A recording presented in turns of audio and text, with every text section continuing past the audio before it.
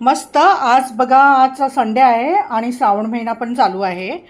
तर मी आज व्हेज थाळी बनवलेली आहे. थाळीमध्ये आहे चण्याची उसळ, मालवणी स्पेशल आहे. सगळे गरम मसाले घालून, मालवणी स्पेशल मसाला घालून मी ही झणझणीत अशी उसळ बनवलेली आहे. मस्त आलं, लसूण आणि त्यानंतर मिरची, कोथिंबीर, पुदिना सर्व घालून, जिरं, ओवा, थोडीशी साखर, मीठ हे सर्व घालून मस्त अशी झणझणीत मिरचीची चटणी बनवलेली आहे. हे आहे आपलं केळसच आणि आज मी बनवले आहे घावणे. तर आजच्या स्पेशल जेवणामध्ये हे सर्व आहे.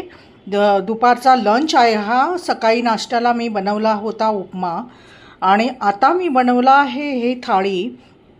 मस्त अशी झणझणीत उसळ झालेली आहे. तुम्ही पण या जेवायला.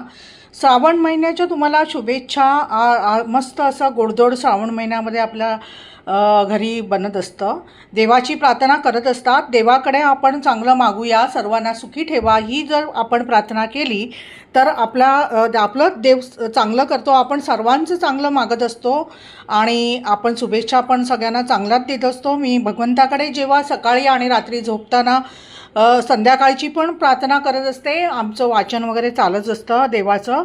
आणि जेव्हा रात्री मी झोपायला जाते तेव्हा मी त्या परमेश्वराला सांगते की हे परमेश्वरा, तू माझ्या सर्व फॅमिलीला आणि सर्व जगातील लोकांना सुखी ठेव, चांगली सद्बुद्धी दे, त्यांना इच्छाशक्ती दे तुझी प्रार्थना करायची आणि खूप स्ट्रॉंग बनव, निरोगी ठेव. ही जर प्रार्थना आपण सर्वांनी केली ना तर नक्कीच आपला देव चांगलं बघत असतो.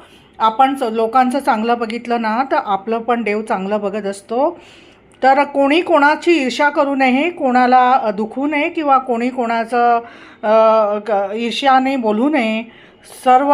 सर्वांशी चांगलंच बोलावं. आपलं मोजमाप चालूच असतं देवाकडनं की आपण काय बोलतो, काय निगेटिव्ह बोलतो लोकांबद्दल, हे पण चालूच असतं. आपण कर्म चांगलं केलं, ती कर्माची फळं म्हणतात ना, चांगली असली तर चांगलीच मिळतात. त्यामुळे सगळ्यांनी चांगलं राहावं, हसून खेळून राहावं. 4 दिवसाची जिंदगी आहे. थँक्यू.